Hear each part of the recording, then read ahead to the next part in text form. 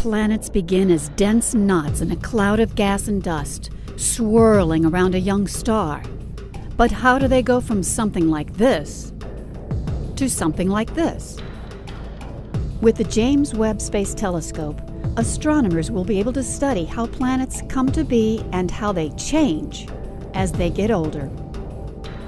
After centuries of searching, astronomers are finding exoplanets just about everywhere.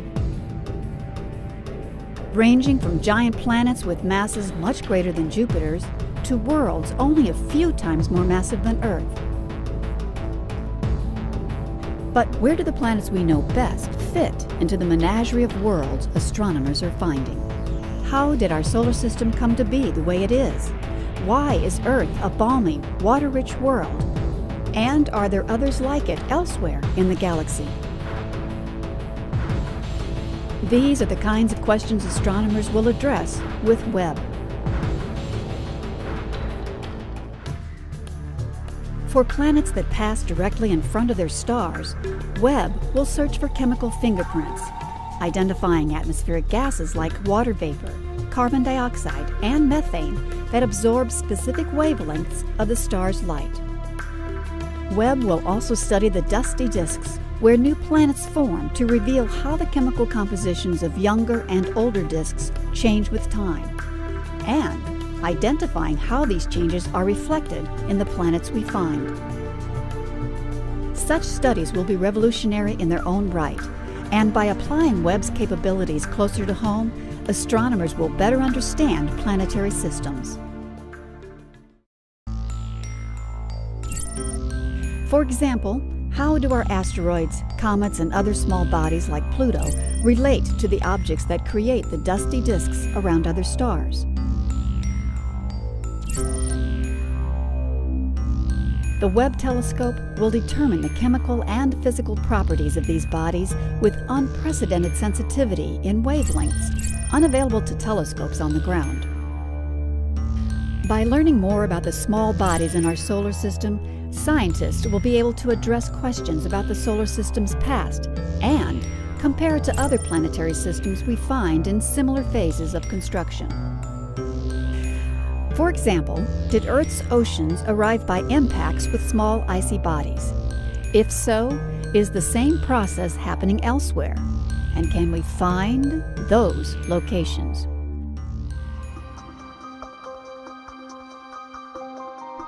Webb also will study the outer planets and their moons. Of particular interest is Titan, the largest moon of Saturn, now being explored by NASA's Cassini spacecraft. Titan is as big as the planet Mercury, possesses an atmosphere half again as thick as Earth, and frigid surface with lakes of liquid hydrocarbons.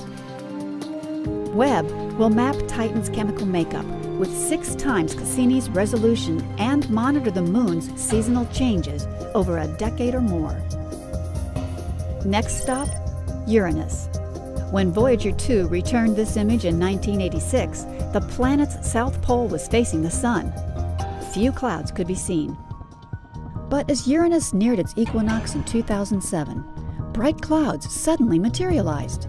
So far, scientists are at a loss to explain this profound seasonal change. During Voyager's visit, the northern hemispheres of Uranus's big moons were all in shadow.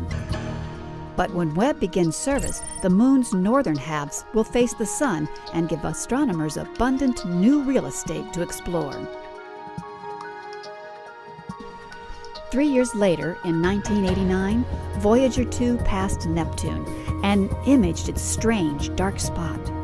Over the following years, astronomers have seen the dark spot disappear and then reappear. Voyager easily picked out clouds despite Neptune's greater distance from the Sun.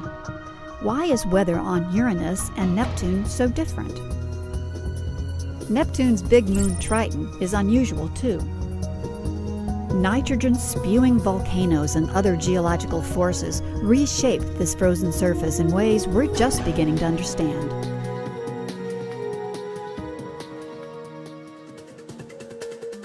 Comets, asteroids, the outer planets and their moons, and beyond them, the icy bodies of the Kuiper Belt.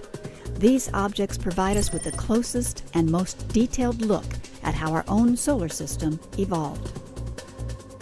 The James Webb Space Telescope makes it possible to take that understanding a step further, to probe the makeup of nearby planetary systems at comparable distances from their stars.